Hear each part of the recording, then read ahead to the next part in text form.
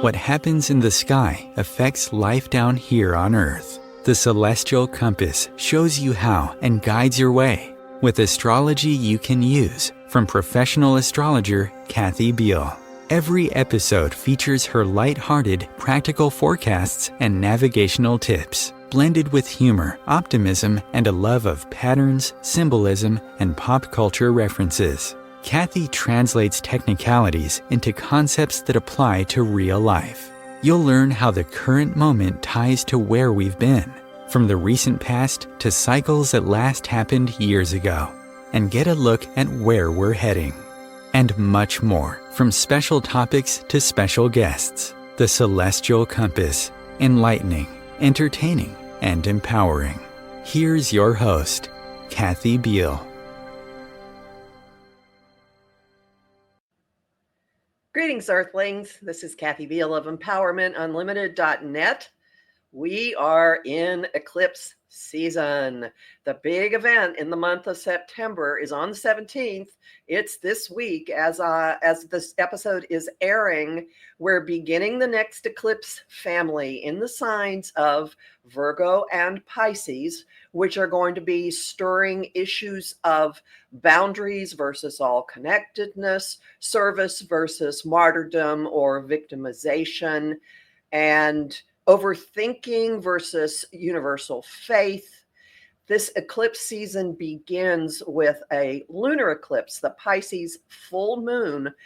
A lunar eclipse is like a full moon on a really unhealthy level of steroids that would kill a mere mortal. It is a time of incredible escalating of long simmering problems, circumstances, situations, of revelations of people and situations and circumstances just leaving, getting booted out, and having a general feeling of chapters starting to close. This eclipse is starting a cycle that's going to be with us for the next couple of years.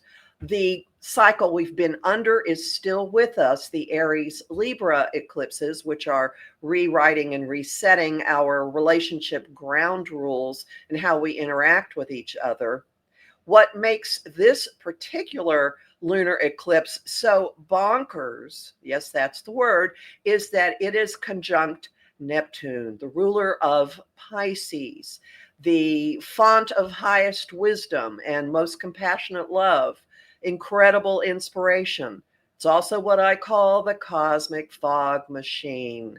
Lies, pyrite, fool's gold, magical thinking, completely being completely unhinged from reality. This particular eclipse is going to start the wrapping up and winding down of Neptune's time in Pisces, where he's been since April 2011. So that time period may end up being very pivotal or informative for you to consider. And it's he's going to be moving out, starting his move out in the spring. But now he is traveling also with the two cosmic change agents, at least through the middle of November. Uranus, awakening, liberating, enlightening, disruptive, volatile, and also Pluto, the Lord of death and rebirth, the agent of unavoidable evolutionary level change and transformation. So we have opportunities to actually do a lot with whatever comes to light now, and there could be tremendous sludge coming up. We could see ways in which we've been fooling ourselves, in which we've been lied to, the whole fake news, who do you trust, who's telling you the truth, gaslighting, issues that have been so rampant lately will be a huge, huge feature of this. So don't necessarily believe everything you hear, always a good motto to keep. The sun's still in Virgo. Hang on to that. Hang on to the clarity. Hang on to discerning and protect your boundaries.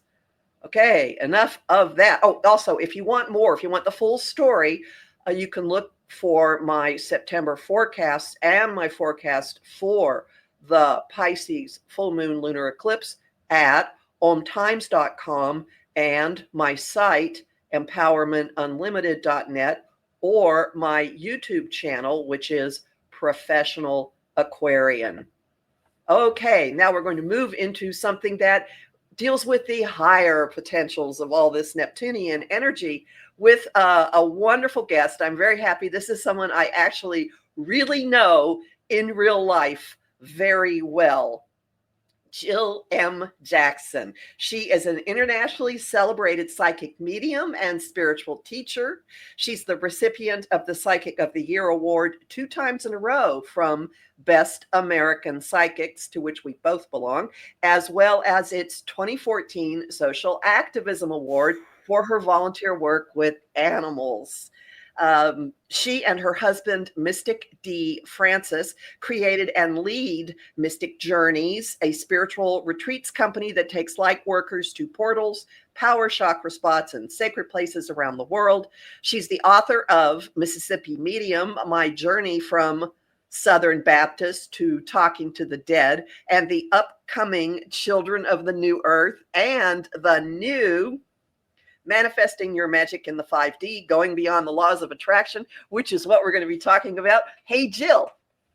Hi, Kathy. Thank you so much for having me. I loved listening to your forecast. You know, it is truly one of those get your popcorn moments that we are in for sure. You know, I liken this energy to getting on a roller coaster after having 3 margaritas, you know, that it's just, it kind of feels that way to me. I haven't heard that description. I'll take it. I will quote you. I will quote you. And I'll happily have margaritas with you. Everyone, we really do actually know each other. We have been in the same place, sharing time, space coordinates multiple times in New York and North Carolina, in Mississippi, where Jill has her center, actually, even in New Jersey, not horribly far from me. So we've known each other, I don't know, 12 years, maybe? Long time. Longer, yes. So before we get into your book, I always like to have a first-time guest give a little bit of the background of their journey, because like so many of us in this general line of work, you started out doing something extremely conventional, and then you found yourself here. So could you talk a little bit about your journey to psychic mediumship? Absolutely. I was born able to see the spirit world. I've been able to see with my physical eyes since I was a child. And, you know, I thought everybody could see spirit. And I remember sitting outside many times because there were just so many people, visitors in my house. And at the time, I could not hear them. Now I'm able to hear them. But when I was a child, I could only see them. And it was frightening to me. I didn't quite understand what was going on. And when my grandmother passed away, I was 12 years old. And that's the first time I could hear a loved one in the other world. And she was floating above my bed. She told me that she is in a beautiful other world. And she just wanted to let me know that she was doing wonderful. But I tried to fit into, you know, the normal world. I love that you talked about in the opening about the mere mortals, Kathy, that I love that because, you know, I wanted to fit in. So I went to college and became a CPA and a money manager. I lived in Los Angeles, California, and I managed a lot of celebrities' finances and money. And I was in that world for quite some time. And, you know, I was using psychic and intuition with my clients and helping them make decisions. But I wasn't following my path, and I started getting very sick. I had 2 times I was in the hospital. I was near death, and I realized that I was not on the path that I came here to do. And, you know, but like many of us, when you are in this corporate career and, you know, the income is quite wonderfully, supportive. And I can see why people have a little bit of trepidation of jumping off that cliff, but I really didn't feel like that I had a choice any longer. And I jumped into this world. I started training. I'm a real huge advocate of training. And I trained at Lilydale. I trained at Arthur Findlay College. I trained at the Journey Within in New Jersey, in your neck of the woods, Kathy. And here I am today. And kudos to you for making the jump. I had to be shoved. I also got really ill and didn't know how I was going to handle it. And I had to have my life blown up to be able to make the leap. So congratulations for doing that. But then again, that fits what I know of your chart. So, before we talk about your book, I'd like to define some basic concepts at the outset. This derives from, or so the starting point or the launching pad is a phenomenon known as The Secret, which popularized the law of attraction in a book and in a film. And I recall having a very, very strong visceral reaction to the notion that you could look in a shop window at a necklace and stare at it long enough and desire it, and it would magically appear on your throat. Anyway, so you have been working with the aftermath of The Secret for quite some time. Yes. And I could not agree with you more, Kathy.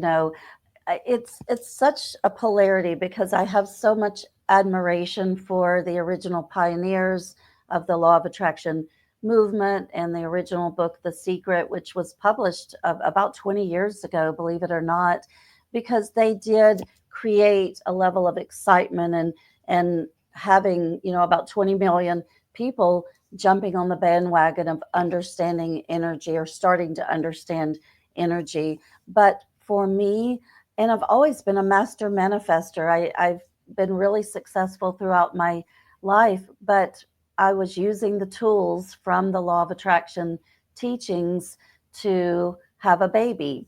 And after 5 miscarriages, I went into a tremendous period of grief, but I also felt really like a failure. And in my book, I call it perceived manifestation failure, because I went through a time period of what did I do wrong, wrong in using the law of attraction tools. And so after this period of grieving and dealing with my own anger and my own sadness, I decided to go on a quest and really delve into why this particular area that I wanted to manifest had not come to fruition.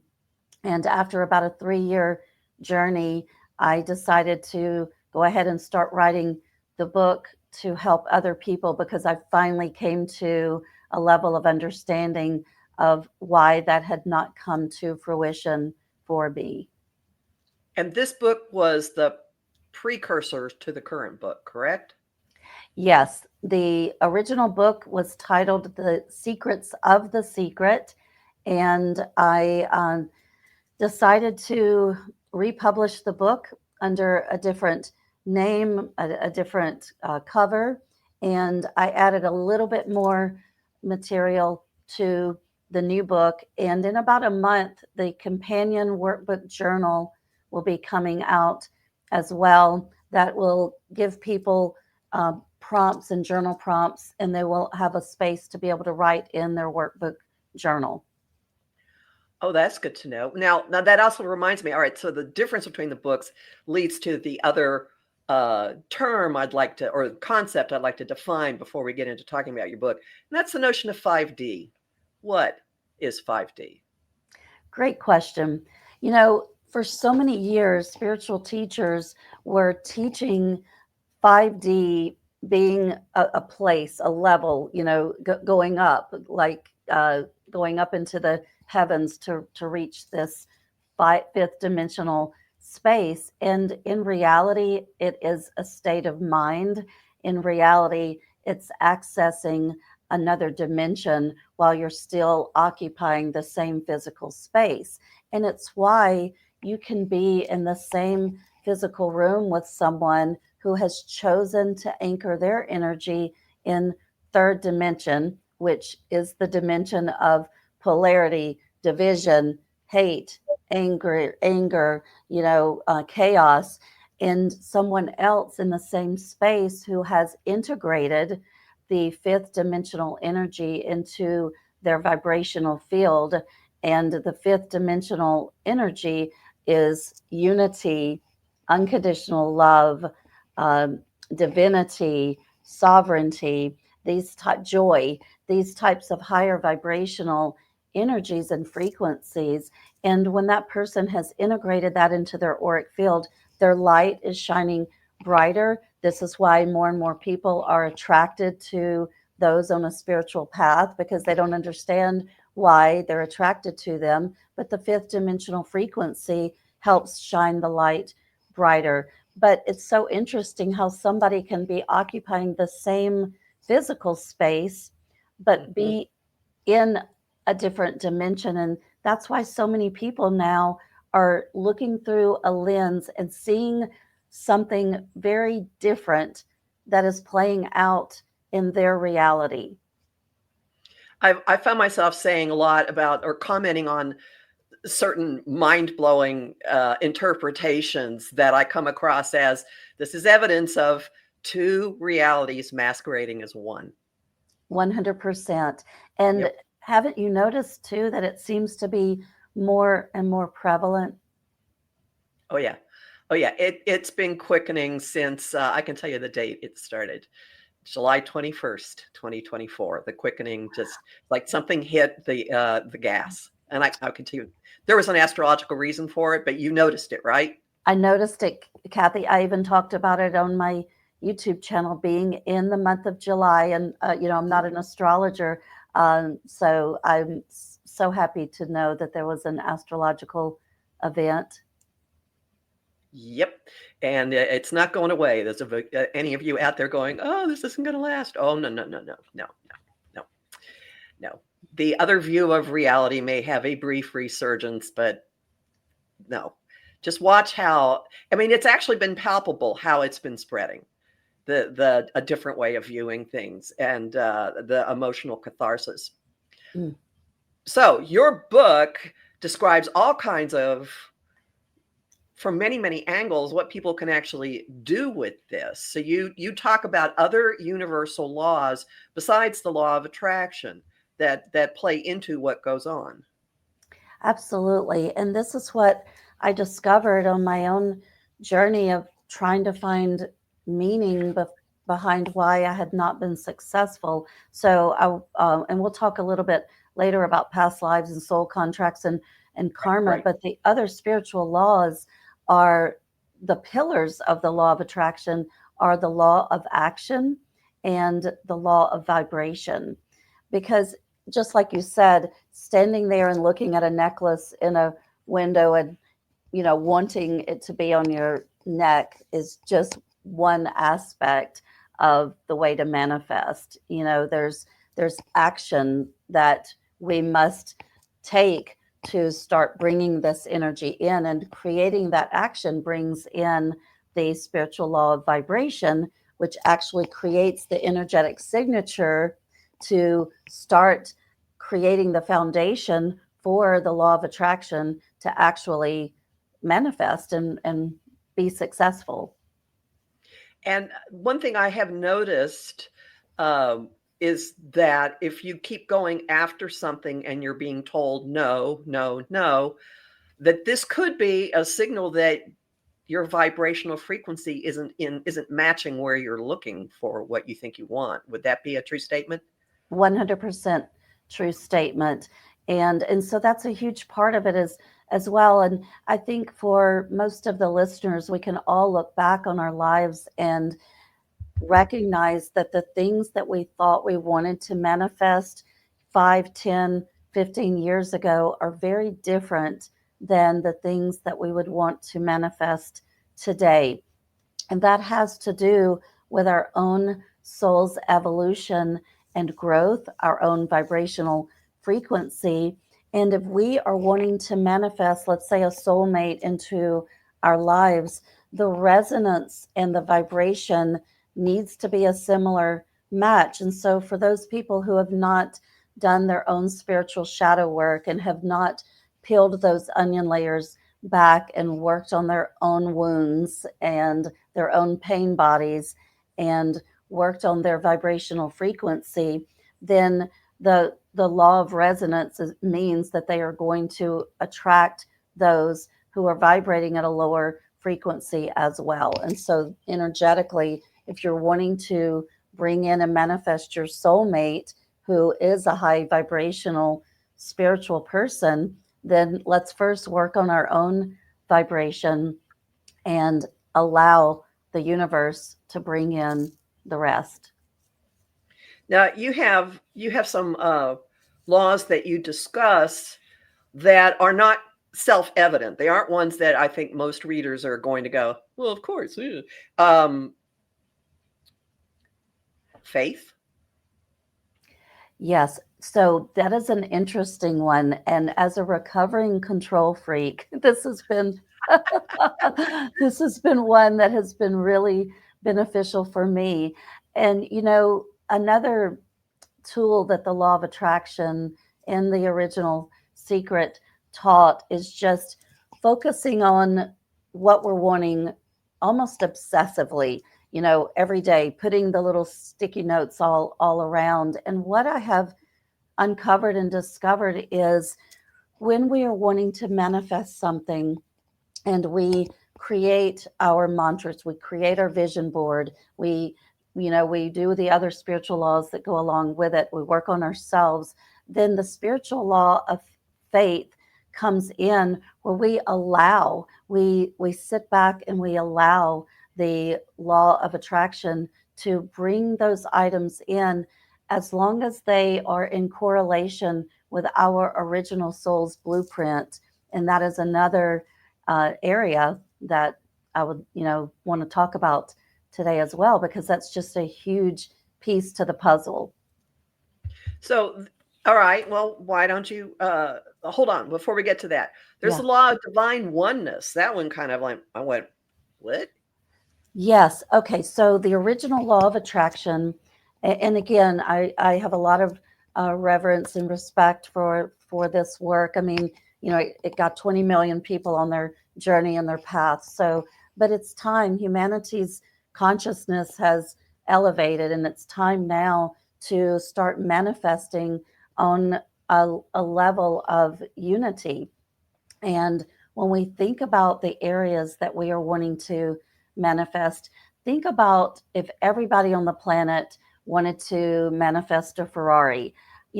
How boring would this life and this planet be if everybody's driving around with a red Ferrari? I mean, it makes no sense when you really sit back and think about it. So if we can think about manifesting not only for our own individual wants and desires, but while we're manifesting, if we can get into a divine oneness, a unity frequency, and allow that to be a ripple effect to manifest out for humanity's collective consciousness as well, because quantum physics has proven that everything is energy. So why not take the law of attraction and our own manifesting and use that as a ripple effect to begin raising the consciousness level of humanity and anchoring in the understanding that we are all connected, and that brings in the spiritual law of oneness. That's a great explanation. Thank you. So you talk a lot. You have a whole look at past lives and soul contracts. So how in the world does that fit in with the 5D and how you make things happen? Yes, absolutely. Before we incarnate, we meet with our spirit guides and we decide what we want to experience in this lifetime. It's when we create I prefer to call them soul growth opportunities rather than lessons. And we decide who we're going to meet, different soulmates, different relationships. And it's written in what my guides have shown me, a type of blueprint. But the really cool thing is, with a blueprint, it's just like an architect building a house and they design the blueprint. You can change that blueprint over time. You can, take a wall out, you can add a new room in, and our soul contracts and blueprints are designed the same way. But when we first incarnate, our spirit guides have our blueprint and they are working along with us. And when we start manifesting, if we are attempting to manifest something that we did not write into our original soul's plan, then 99.9% of the time, we will not be successful in manifesting that. And for myself, I wrote it in my soul's blueprint that I was not going to be a biological mother in this lifetime. I have had that in many other lifetimes. And it wasn't, it was karma, but it was my own soul choosing to balance from past lives. And I chose to be a stepmother. I chose to be a mother to furry animals and furry babies. But I did not remember that. My consciousness had not remembered that being part of my original blueprint. Well, when you're living in a conventional life, it's really easy just to go down the little conveyor belts. Absolutely. Absolutely. And also the fact that you did this makes it easier for you to explain it to people and to teach it, because you understand what people are going through. Yes. There's also the whole notion of uncovering your path and purpose. And we're going to actually, before we talk about that, let's take our break. So everyone hang out. We'll be back in just a minute to continue talking about how you can adapt these laws into manifesting in the 5D. Om Times TV. Want help with your own celestial compass? Visit my site, empowermentunlimited.net, for Astro Insight forecasts for each week, month, and new and full moon. Want to explore the personal impact? Make a decision? Understand another person? It is possible. Click the Services tab to book a personal session with me. That address again? empowermentunlimited.net. Imagine becoming a super influencer. Reinvent yourself, invest in your brand, and then manifest your success with a robust spheric approach. Om Times Media and Broadcasting offers a unique and multifaceted way to become the spiritual and conscious influencer you deserve to be by putting your message across our powerful platform with its proven record of integrity and excellence. Through our produced shows, Om Times offers the opportunity to become a social media TV personality, a radio show host, an Om Times magazine columnist, and a syndicated podcaster, all in one shot. By live streaming your show on Om Times TV and broadcasting it across the extensive Om Times radio and TV networks, you become more than a host. You become an ambassador and a force for positive change. Om Times. Open yourself to the possibilities. If I could be you, and you could be me for just 1 hour. If we could find a way to get inside each other's minds. Walk a mile in my shoes. Walk a mile in my shoes. Well, before you abuse, criticize, and accuse. Walk a mile in my shoes. Welcome back to Celestial Compass. We're talking to Jill M. Jackson, author of Manifesting Your Magic in the 5D. And right before the break, I started to touch on the notion of uncovering your soul's purpose and path. How does that fit in with this? It fits in so many ways. Until we understand our soul's blueprint and our life purpose and our mission, it's really challenging to properly manifest because, again, if we are spending all of our life force energy manifesting something that we did not come here to accomplish in this lifetime, we are, literally wasting a lot of time and our life force energy. So I encourage people to find their blueprint. So how do we do that? Well, one way is through astrology. I love how you prepare charts for babies and children. It's the original part of the blueprint, right? I mean, it's one of the big keys. So that is one way to do it. It's one tool that we have. And then another one is the life path number. Coming up and finding out our life path number, that tells us a lot. It's kind of like a fun puzzle that we get to play, is all these different pieces. And let's bring in astrology, let's bring in numerology with life path, and then let's bring in even past life regression, because past life regression can help us understand what we have done and who we have been in past lives. That helps us understand some of those learnings and wisdom that we bring into this lifetime. And then studying intuitive development, it's one of my passions. I feel that everybody on the planet will benefit from learning to tap into their intuition. And I have an online school. I teach people intuitive development, and I also teach shadow work, because part of the shadow work, again, is uncovering those areas in our subconscious from wounds of past lives, wounds from our childhood that are creating triggers, and they're creating a murky energy that prevent us from being able to have more clarity on our entire blueprint and our life purpose. So weaving all of those areas together. And then when we raise our vibrational frequency and integrate fifth dimension into our auric field, then, like I said, it helps us connect to that collective wisdom easier. It helps us connect to the quantum field, and the magic from there begins to manifest. So raising your vibrational frequency. Now, people will say things like, oh, go out in nature or meditate.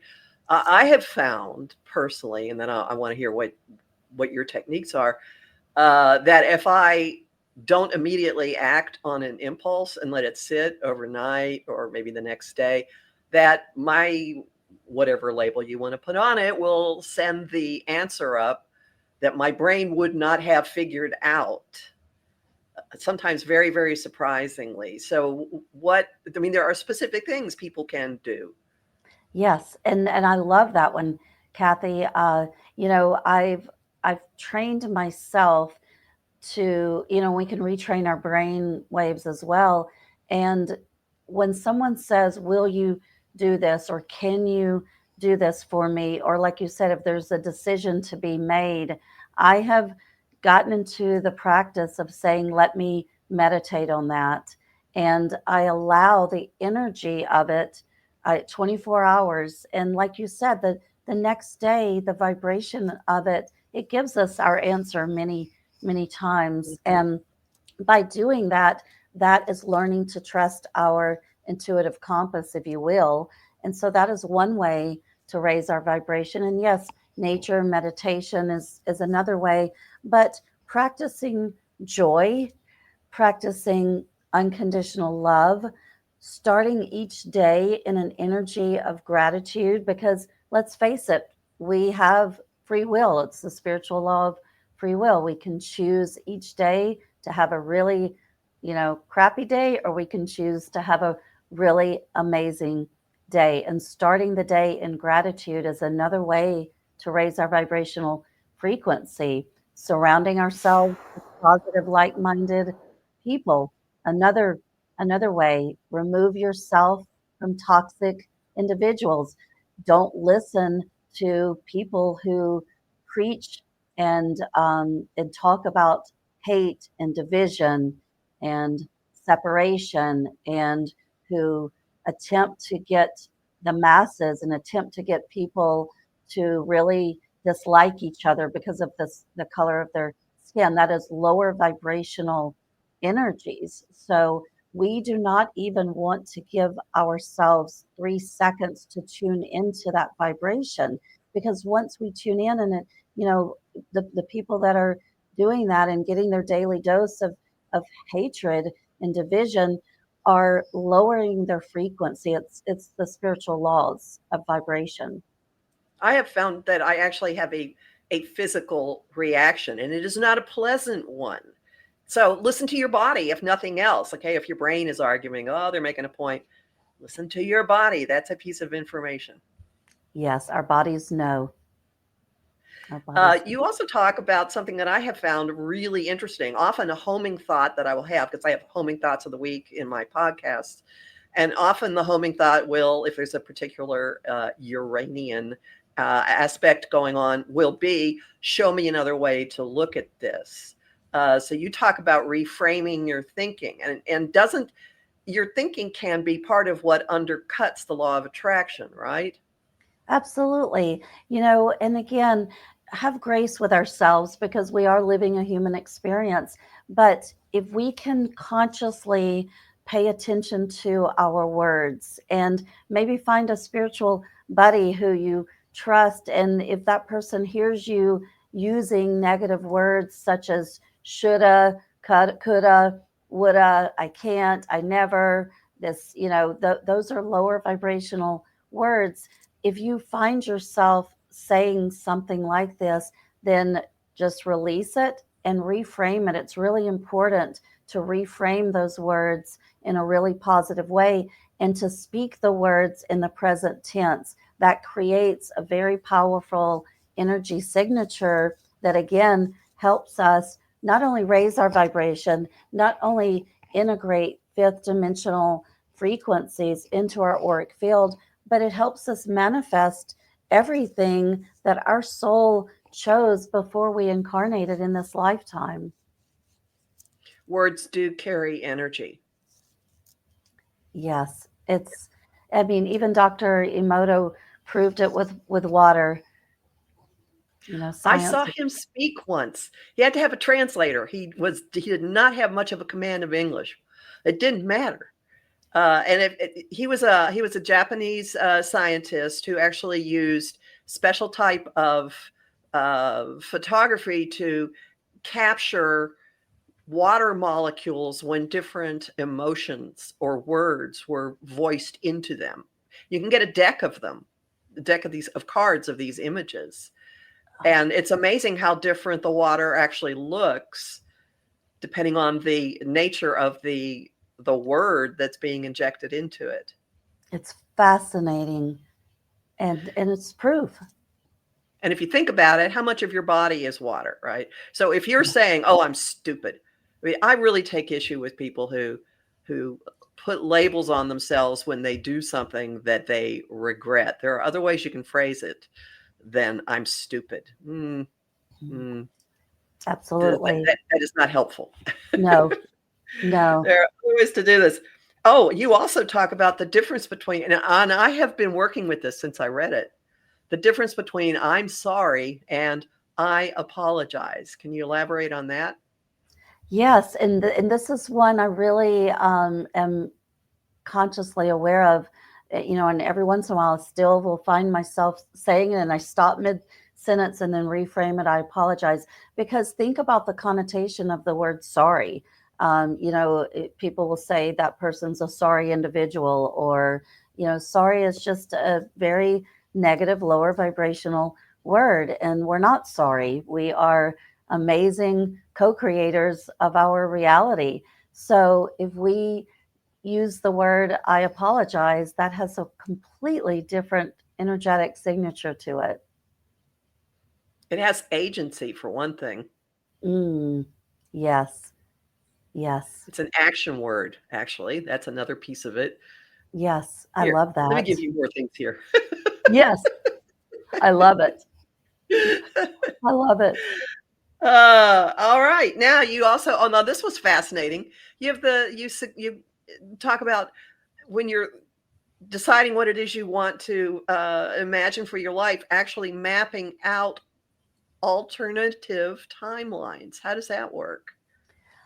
This has been so fascinating because, again, when I talked about the soul's blueprint, then we do have the free will to decide to alter that soul contract or amend a soul contract or even close out a soul contract. And I teach this in my workshops. I teach people how to do this because it goes back to feeling empowered, feeling like we are co-creators in our reality.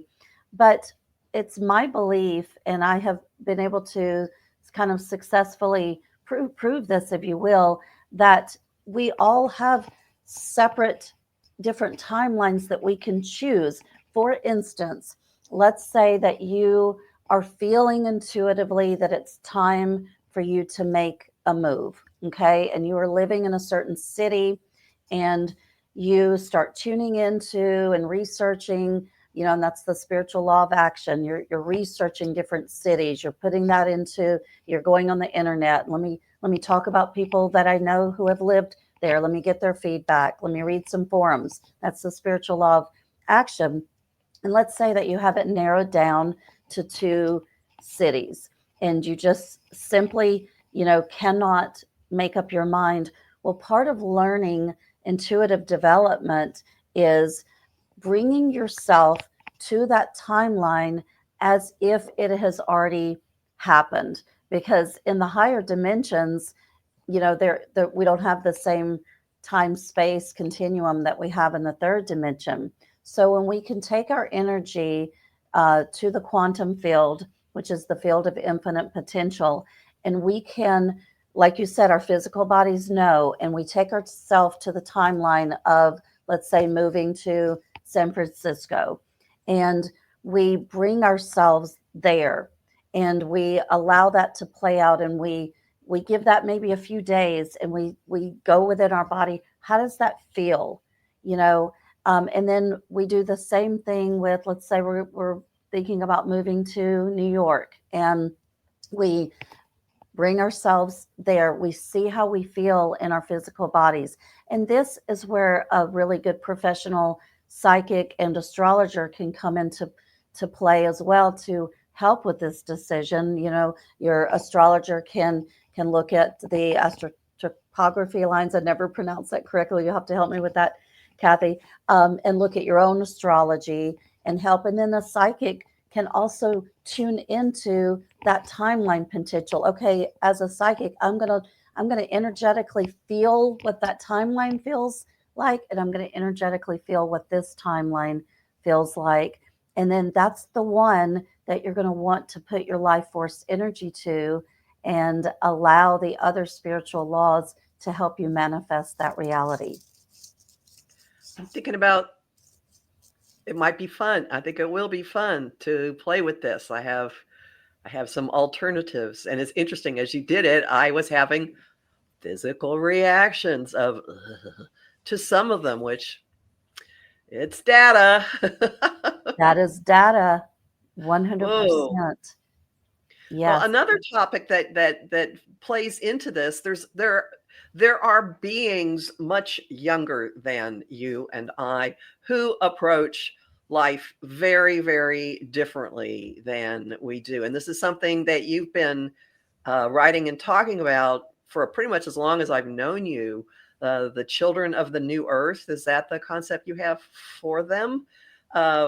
These are post-millennial, right? Ones that were born in this century at different times, or maybe some of them are the tail end of the last. But we see these beings are different. They're just different. The way they approach things, what they value, how they do things. So will you tell us more about that? Yes, absolutely. The ones who incarnated most recently, Spirit has termed them the Golden Ray children. And what I channeled is that they started arriving in 2014. And so here we are, many of them are 10 years old right now, and some of them are still incarnating, and they came in without any past lives on this planet. However, they have a tremendous amount of wisdom from living in other dimensions and higher dimensions, other star systems, other planets, and their soul agreed to incarnate on our planet to help Mother Earth.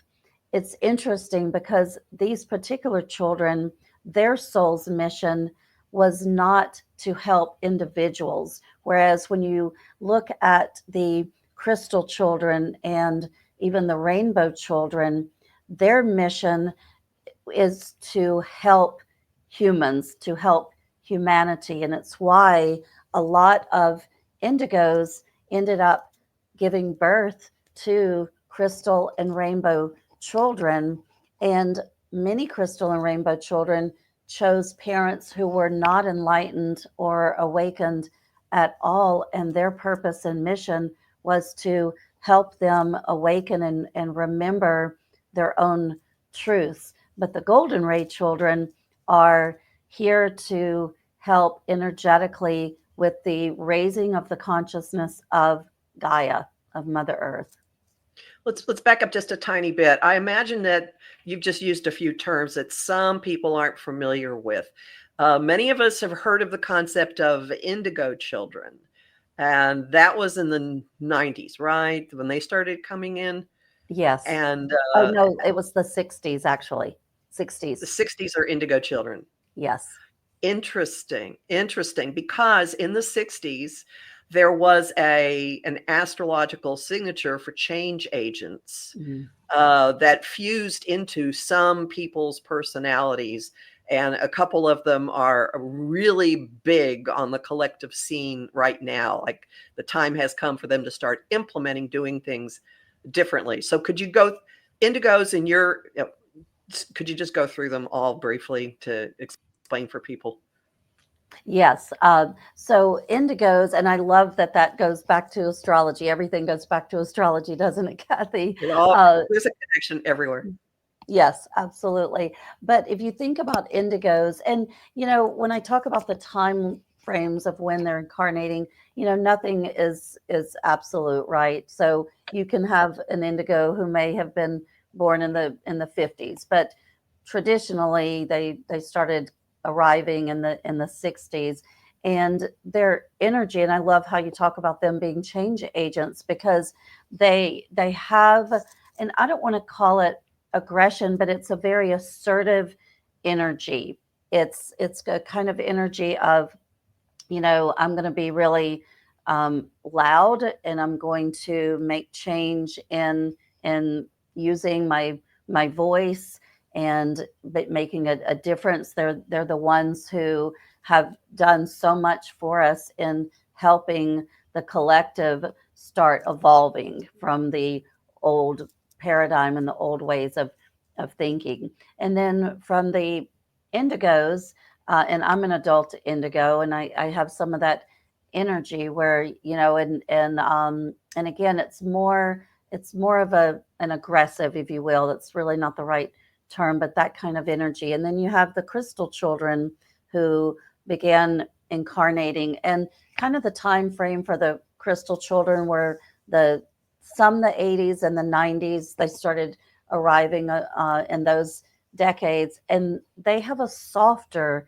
energy. If you think about quartz crystal, it is so beautiful and pure, yet it has an energy to amplify as well. And so the crystal children came in to again assist other people and help them understand in a softer way. And then you have the rainbow children who started coming in and incarnating after the crystal children, and they have the frequency colors of the rainbow. And that's when more of the movement came in with the LGBTQ movements as well, where there was more of an expression of masculine and feminine, and how that can really, morph together, and how all of that is beautiful. And so they have that energy in their auric field. So part of their purpose was to help us understand, yin and yang, if you will, masculine and feminine. And then after the rainbow children, we have the diamond ray children. Now, the diamond ray children have a lot of the characteristics as the golden ray children, but they are predominantly still having a blueprint of helping usually other children. They are the ones that are giving love to those children who have been bullied. They are the ones who are giving love to even special needs children. When you have a diamond ray child, you will notice that they notice those children who may be having a difficult time. And so it's, but they also have not had, if any incarnations on this planet, maybe a few, but not many. And then you have the golden ray children. That was exhaustive. Thank you. I did not, I mean, honestly, before I read your book, I didn't realize there were all these lines of demarcation. I can certainly think of people I know who live this, children I know who fit all of it. Well, we have just a little bit of time left, and I want you, well, tell us what else you're doing, because you go on these magnificent trips. What else do you have going on? Yes, I just returned from Lily Dale, teaching in Lily Dale, and I'll be teaching in Lily Dale July of 2025 as well. And we just returned from our Sedona retreat, and that was amazing. 16 of us going on that retreat, and we are still working on the dates for 2025. But every year we lead a retreat to Sedona. We just returned from Stonehenge and Glastonbury, and that was amazing as well. So all of that information is on my website. And then the Children of the New Earth will be coming out soon. That book will be coming out soon. And that'll be elaborating on what we talked about here just a minute ago, right? Yes. And yes. you also have a physical center, and you do a lot of work online. So tell us about that. Yes, Soul Synergy Center is in Flowood, Mississippi, right outside of Jackson. And we teach classes in person and have events. And then I have an online school as well. And on my website, jillemjackson.com, it just says Learn with Jill. I teach mediumship, I teach shadow work, I teach intuitive and psychic development as well. That's all. And when people call, I do have people ask me, how can I learn? Is there a way I can do this online? I always send them to you. Thank you, Kathy. Thank you for that. Yeah, absolutely. Absolutely. Is it okay if I show people my book as well? I think you should. Yes. Please. So this is her book. Yes. This is the Manifesting Your Magic in the 5D. I'm super excited for this book as well. And it is available where? It is on Amazon, both with Kindle and with the print version of the book. And you have a workbook coming out also. Yes. Many people were asking me for a workbook because at the end of every chapter, I call it Invitation to Explore.